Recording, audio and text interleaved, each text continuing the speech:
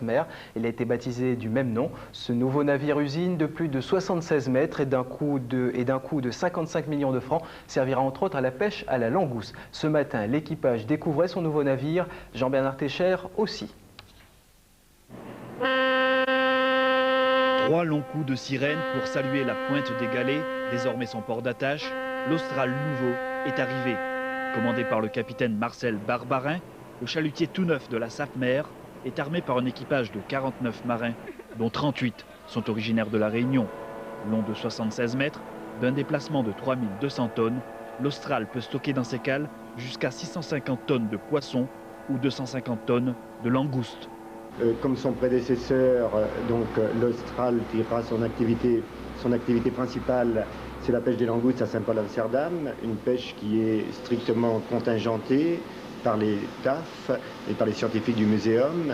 Et puis son activité secondaire, c'est aussi les prises de poissons, notamment de l'égine au Kerguelen, où nous allons donc appareiller début septembre pour notre première marée du printemps. Une sortie dans les mers du Sud dure généralement entre 1 mois et demi et 3 mois de campagne. C'est pendant l'été austral, dans les eaux riches de Saint-Paul et d'Amsterdam, que sont pêchées les langoustes. Le quota fixé pour la prochaine saison devrait avoisiner les 450 tonnes de crustacés. Ces langoustes sont donc cuites à bord, calibrées, en sachets et congelées, prêtes ainsi pour le marché japonais. Véritable navire-usine, l'Austral peut transformer dans ses entrailles 35 tonnes de gros poissons, principalement la légine. Une deuxième chaîne de travail est réservée aux poissons de petite taille, essentiellement le poisson des glaces. Les 2 machines préparent les poissons à la cadence de 250 à la minute, soit 25 tonnes de poissons transformés par jour. Le 2 septembre prochain, l'Austral mettra le cap sur les Kerguelen pour sa première marée du printemps austral dans les 40e rugissants. Nous lui souhaitons bon vent et bonne mer. Il vient pêcher sur les plates-bandes du Sape-Mer au Kerguelen pour approvisionner en poissons les chaînes de magasins du groupe Intermarché en France et en Europe. Reportage au port de Jérôme Robert. Parti le 24 août du petit port breton de Concarneau, le chalutier Kerguelen de Trémarec mouillait ce matin en rade du port. Armé par la Comata, la compagnie maritime des terres australes, le Kerguelen de Trémarec a pour mission d'approvisionner les différents points de vente du groupe de grande distribution Intermarché, son propriétaire. Équipé d'une unité de transformation performante, ce bateau est une véritable usine. Le poisson, légine et gunari sera pêché, étêté, viscéré, dépioté, mis en filet, congelé et enfin stocké. Si la pêche s'avère fructueuse, ce ne sont pas moins de 700 tonnes de poissons emballés par campagne qui prendront le chemin de l'Europe. Le Kerguelen de Trémarec est un chalutier qui est destiné à aller pêcher dans les eaux des mers australes et antarctiques françaises, au Kerguelen, dans le secteur 251. On nous a octroyé 4 quotas de pêche anciennement affectés aux Russes et nous allons essayer de voir ce que ça va donner. Les quotas sont déterminés par les TAF, qui sont les territoires antarctiques et australes français. C'est un organisme d'État qui travaille en relation avec le Muséum d'histoire naturelle. Et en fonction de la ressource, on affecte des quotas aux bateaux réunionnais, métropolitains et aux Russes. Dans quelques jours, le Kerguelen de Trémarec appareillera pour sa première campagne. Direction le secteur 251, dans les 40e rugissants. À son bord, 58 personnes environ, des officiers bretons et un équipage réunionnais. C'est très dur parce qu'il y a beaucoup de mauvais temps. Il y a tout le temps une houle du matin au soir, puisqu'il n'y a aucun continent pour casser la houle. Et dès que le vent reprend sous la houle, la mer se gonfle très vite. Vous avez des souvenirs particulièrement forts de Kerguelen? De mauvais temps. Et l'éloignement qui est très dur aussi. En projet, l'implantation à La Réunion d'une usine de fabrication et de transformation. Mais celle-ci ne verra le jour que dans 1 an ou 2, le temps pour la Comata de faire le bilan financier de ses premières campagnes. L'Antarctique française se trouve sérieusement menacée par la présence de bateaux pêcheurs pirates. C'est pas la grande joie, bien entendu, mais en filigrane pointe la sourde inquiétude d'une cinquantaine de familles de marins préoccupés par des lendemains halieutiques incertains. Le reportage de Laurent Micouen. Seulement 216 tonnes de langoustes dans les cales de l'Austral. Autant dire une mauvaise campagne pour l'équipage, victime dans les eaux de Saint-Paul-Amsterdam des bateaux pirates. D'où l'amertume et l'inquiétude grandissante des marins. C'est la diminution de la pêche et bientôt la fermeture de Kerguelen, hein, avec tout le poisson qu'il arrive à pirater. Au Kerguelen, la pêche est beaucoup plus dure. Pourquoi? Par rapport aux pirates. Contrairement au Saint-Paul, le palangrier qui a jeté l'éponge dès sa première campagne, ce chalutier continue, même si la Sapmer craint de plus en plus le braconnage intensif qui s'évite au Kerguelen. Nous avons cette marée vu un braconnier dans le nord de Saint-Paul qui probablement était un bateau asiatique qui pêchait le grand pélagique, mais nous avons trouvé également des hameçons dans les gueules de poissons qui montrent bien que les braconniers sont venus également à Saint-Paul et Amsterdam pêcher le poisson. Alors demain, ce sera peut-être là la langouste. Effectivement, je les comprends d'être inquiets et il faut réagir. Consciente des risques pluriels, la Marine nationale a déjà renforcé sa surveillance. L'amende de 500 000 francs par tonne pêchée illégalement doit également dissuader les pillards. Sinon, cela risque de dégénérer à l'image des pêcheurs français et espagnols dans le golfe de Gascogne. C'est pas que ça va dégénérer, c'est qu'il n'y aura plus de pirates quand il n'y aura plus de poissons. Enfin, nous, les Français, c'est sûr qu'on n'a jamais le droit de rien faire, puisqu'on se fait toujours taper sur les doigts. Mais des gens comme ça, il faut s'attendre à tout de leur part. C'est des pirates, c'est pas des pêcheurs, c'est des pirates. Et leur base arrière, c'est Maurice, soi-disant? Je peux pas vous dire, je suis pas trop au courant, mais c'est des gens qui ont des contacts partout dans le monde. Vous voyez bien que, apparemment, le dernier bateau qui s'est fait attraper fait partie de la filiale Pescanova, qui est un des plus grands, les plus grandes entreprises au monde, avec les Norvégiens, qui sont aussi dans le coup. Donc c'est deux très grandes entreprises, plus peut-être quelques autres. Donc on ne peut rien faire contre ces gens-là. Ils ont le monopole partout. Alors la question que tous, à bord, commencent à se poser sérieusement, c'est jusqu'à quand l'Austral tiendra-t-il le coup?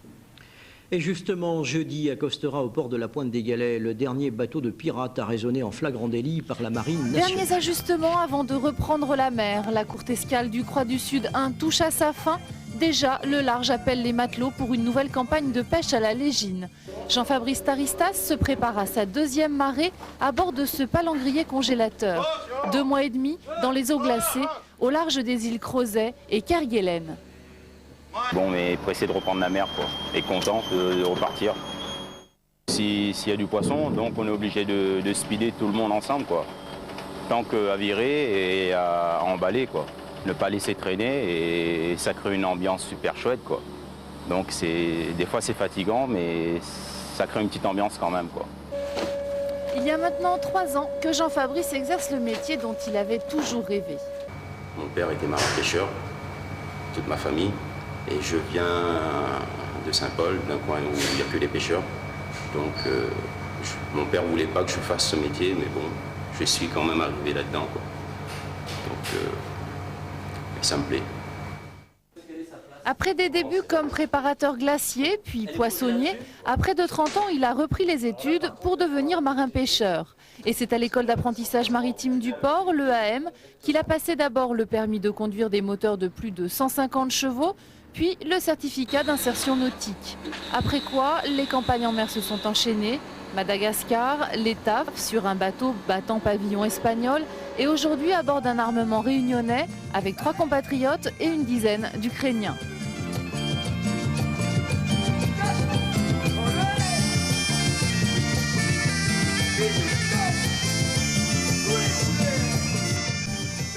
Son rôle à bord, adjoint au chef d'usine, c'est-à-dire qu'avec une équipe de 6 personnes, il est tête, vide, tranche et conditionne le poisson dès sa sortie de l'eau.